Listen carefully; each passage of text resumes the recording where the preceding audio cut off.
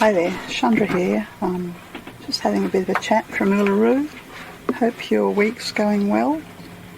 I just thought I'd let you know what I've been up to. Been here a few days now.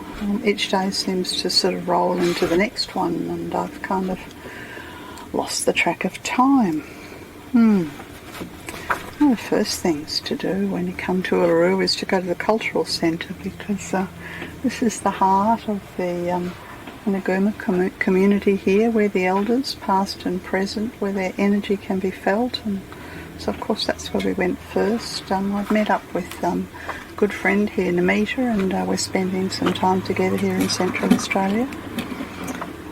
We were just sitting meditating to tune in, and we were greeted by the most raucous calling of an extremely large crow, which I took as a very auspicious sort of totemic sign, really. And I guess I'd have to say that the days here have been filled with signs and wonders so far.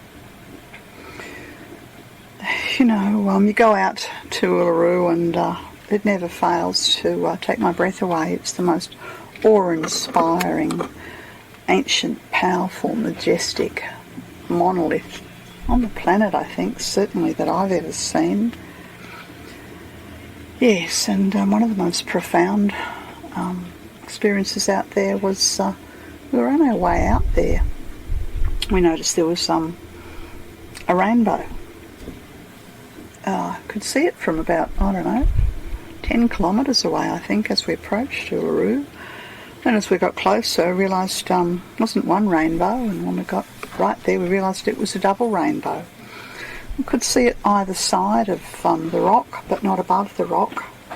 And my inner sight opened, and I saw the rainbow, which of course for me is it's a symbol of the Rainbow Bridge. It's a symbol of the White Tara, their path for humanity to find. It's a symbol of so many things. And I saw the rainbow, this double rainbow, literally passing through the heart of the rock.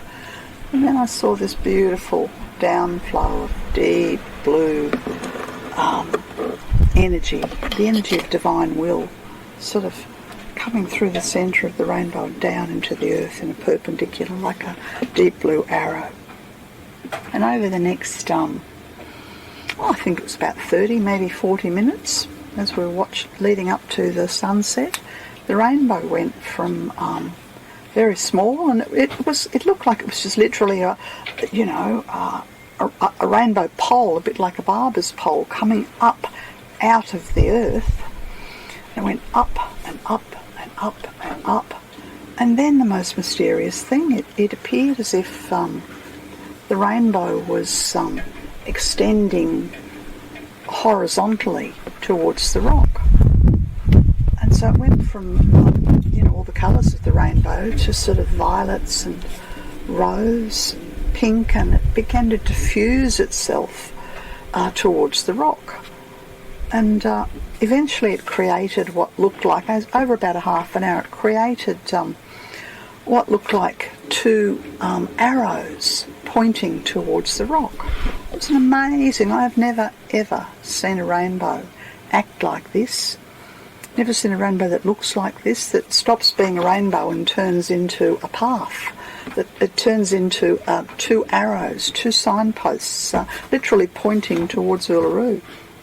And of course in the esoteric teachings, the Maitreya Theosophical teachings, of which I'm a part, Lady Ananditara Shan, she speaks about the rising light of Earth, being the energy of the fifth and the future Buddha of Earth, Lord Maitreya.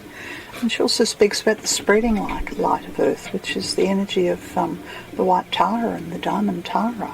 And so I thought this was an incredibly graphic, beautiful symbolism of the rising light of Earth and the spreading light of Earth, there for all to see. And not just us, many people were astounded at this incredibly beautiful double rainbow. This was a very auspicious sign. We've met many people out here for different reasons, but many people on pilgrimage. People who like us, are standing in awe of nature, You know, there's a couple who were there celebrating their 10th wedding anniversary. We met them out at Katajuta. As we were wandering around Uluru, we came upon, I think we were seated actually, we came upon, sorry about that, a woman who told us that she was, she'd been celebrating her 90th birthday. I think it was about 18 months ago, and she'd been waiting for the right time to be able to come out to the rock, and that it had been somewhere that she'd felt called to come her whole life. I met a young couple who chosen Uluru as the starting point of their new life.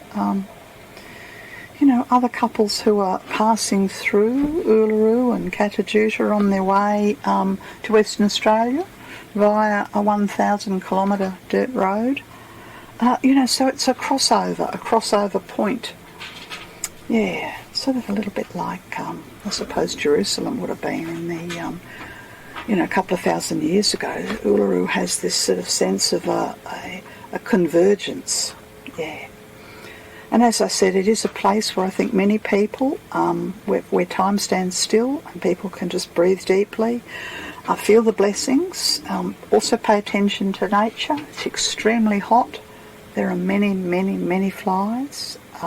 Water becomes really important. We've spent quite a bit of time, several afternoons, just lolling around the swimming hole, the pool at the caravan park, because it's too hot to do anything else.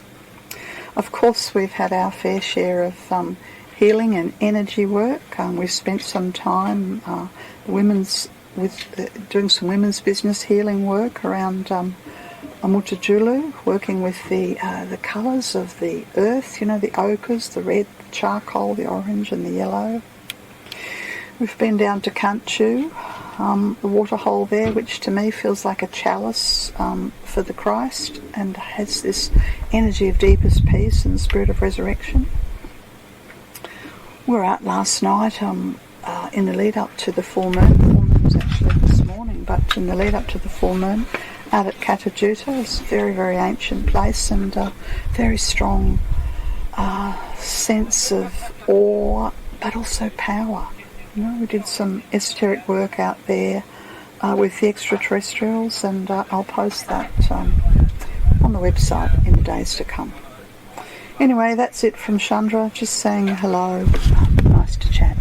Be in touch later. Bye.